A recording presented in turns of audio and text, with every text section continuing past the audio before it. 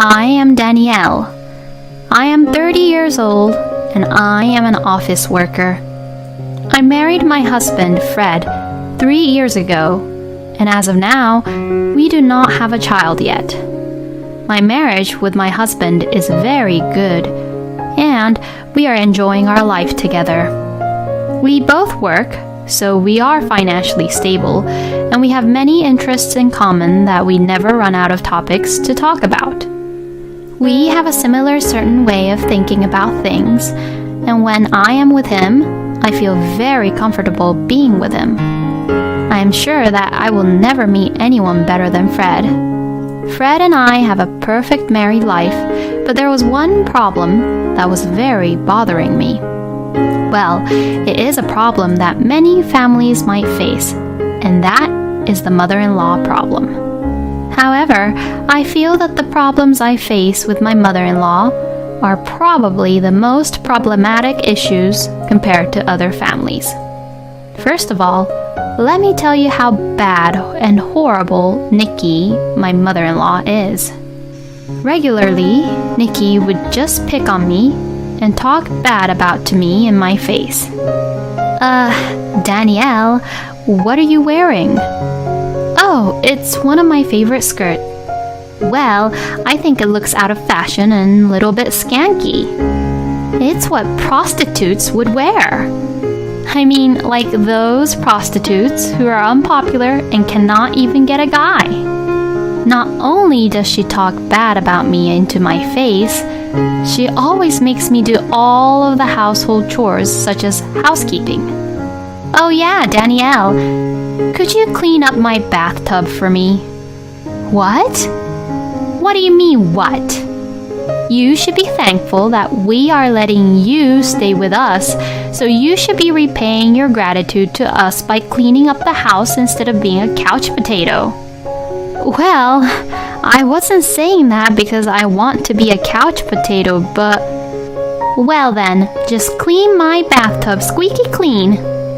When you're done cleaning my bathtub, mow the lawn in the backyard, do the grocery shopping for tonight's dinner, and also don't forget to make the dinner for all of us. That is too much she is asking for me, and that is all of the household chores. Even though Nikki was asking too much out from me, since I just got married then, I decided to put up with her just because I wanted to build a good relationship with the in-laws. However, the level of Nikki picking on me increased more and more. This is about this one day I visited Nikki and Brad, my father-in-law. I cooked and prepared dinner as Nikki told me to do so. Fred and Brad enjoyed my cooking and even had seconds, but Nikki was mumbling. This dish is so bland, and the texture of this food, it's too chewy. I shouldn't have made Danielle, who is not a good cook, to prepare us the dinner, because she just wasted such great ingredients. After she mumbled those words, she started to throw away my prepared dinner into the trash can. I didn't expect that she would do such a thing, so I was so confused. Nikki, what are you doing? Are you insane? Mom, that is too horrible. Are you two serious? I can't believe this. Why are you both on her side when you two should be on my side? Even though I was very angry and upset because Nikki threw the food away in front of me, but since Brad and Fred scolded her for it, I felt a little better. Brad even told me secretly, To tell you the truth, your cooking is way better than Nikki, so don't take her seriously. She doesn't have any senses in her taste buds. Ever since Brad told me that, after this incident, I never got mad or upset about it.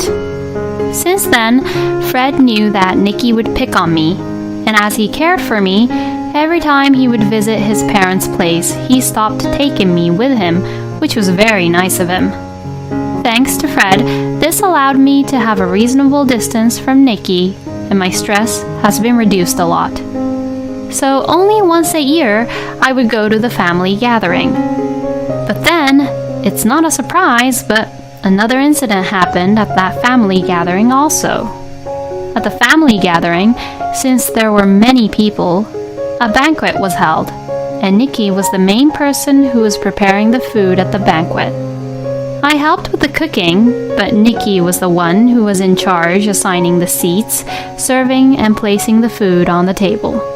When I sat down at my seat, which was assigned to me, I had a bad feeling for some reason. So, I checked my food, which was placed in front of me with knife and fork. Then there, I felt like something hard was in my food. When I looked closely, it seems like eggshells were in my food. And not only eggshells, but there were also a few strands of hair in the food. I knew it, and my instincts were right. Only Nikki would do such a thing.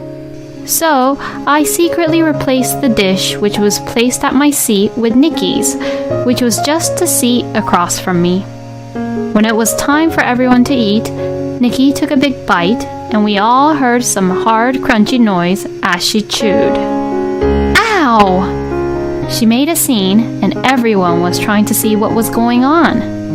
Someone put eggshells and hairs in my food!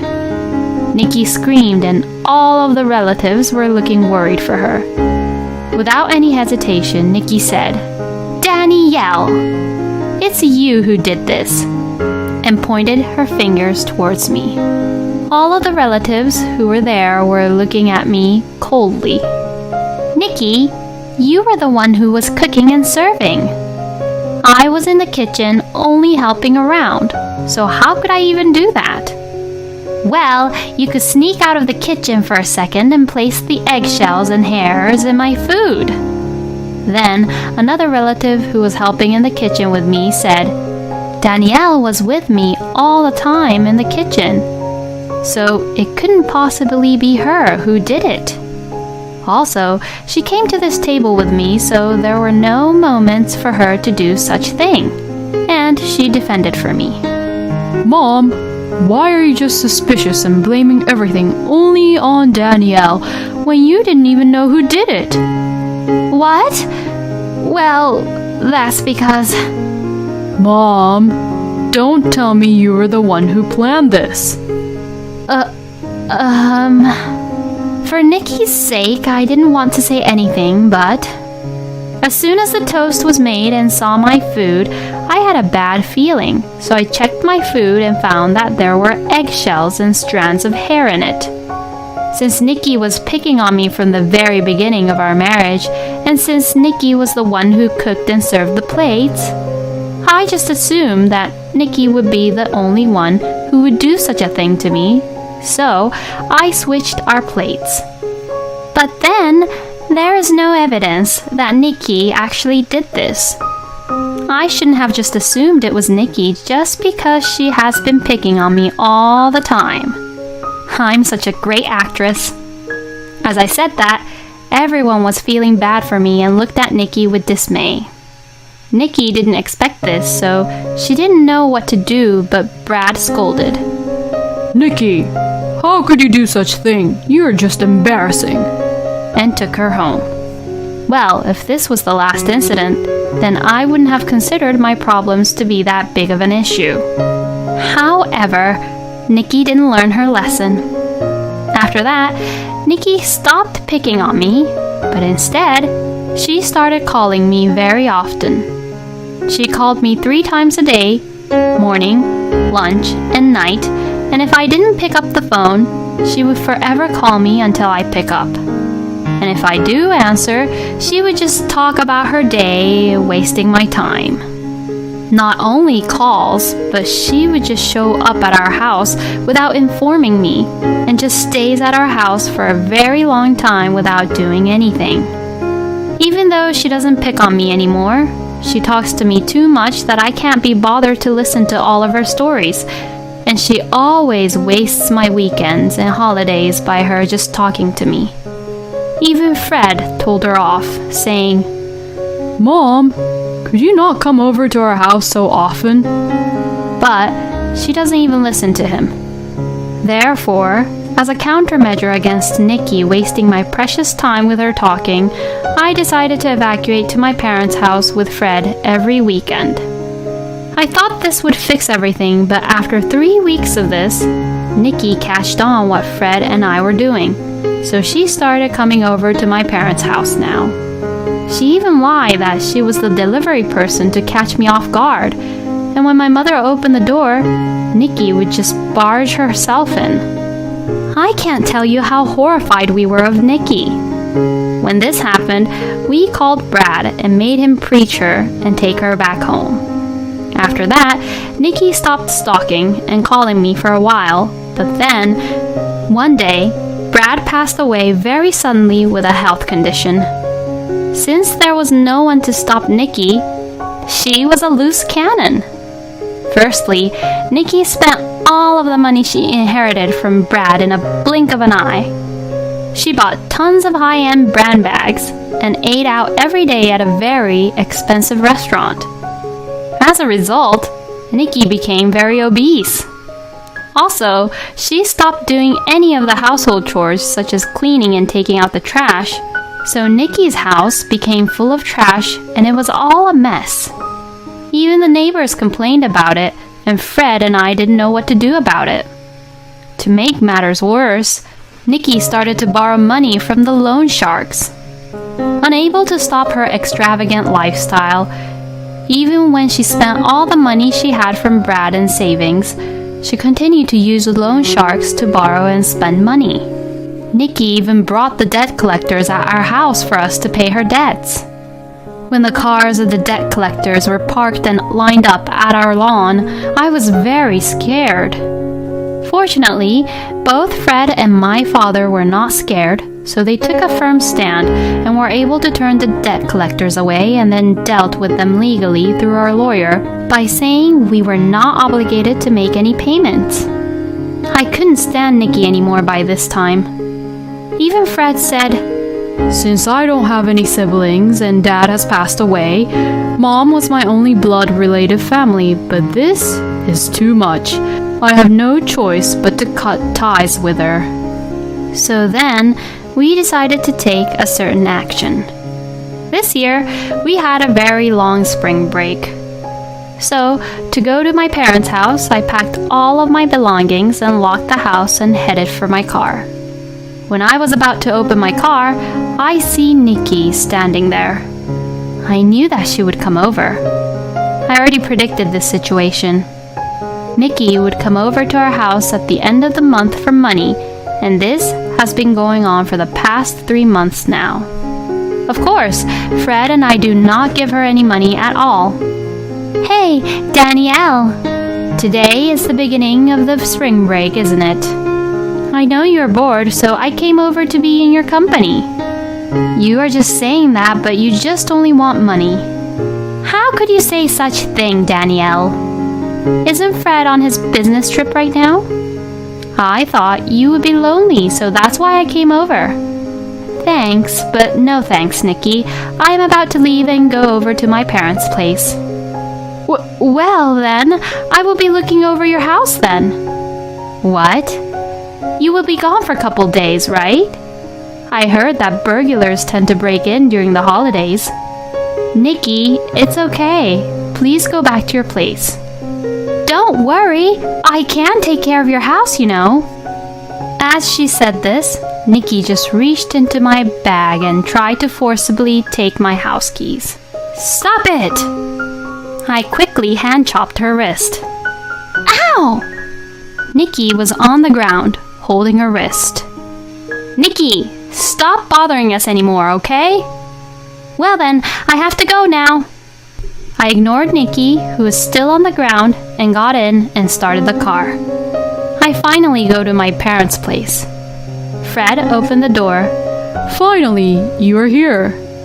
I wanted to say here I am with a smile, but when I saw Fred, I became relaxed and I began to cry. Fred hugged me tight.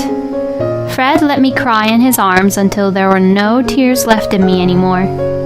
That night, both of my parents, Fred, and I went out to the restaurant and had a very nice dinner.